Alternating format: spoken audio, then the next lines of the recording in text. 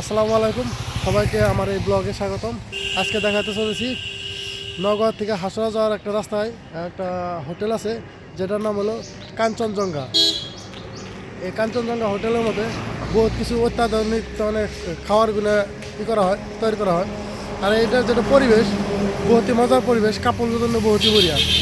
এই একটা সিট আছে, তারপরে এই জায়গায় তার মানে খের দেওয়া বানাইছে, চারোদিকে খোলা, মাঝখানে ডাইনিং টেবিলটা আছে, খাওয়ার জন্য বড়িয়া বেস্ট একটা ভিউ। এই এই পাশ দিয়ে রাস্তা আছে, একদম গুয়াহাটি যাওয়ার রাস্তাটা আছে সরকারি। আর মাঝখানে হোটেলটা দেখাচ্ছি। এই হোটেলটা, এটা হলো ম্যানেজারের চেয়ার, আর এটা একটা টেবিল এইদিকে আছে।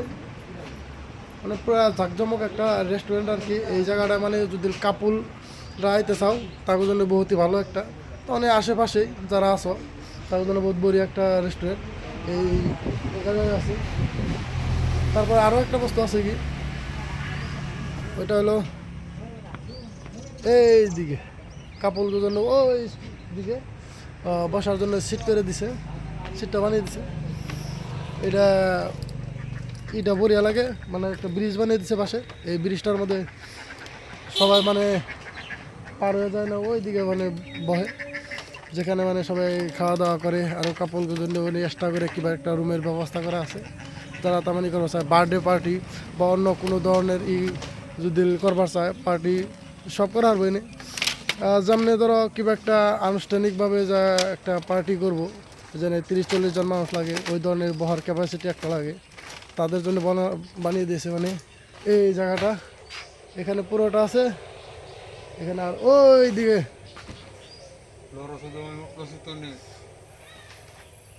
সবাই মানে দেখে নাও।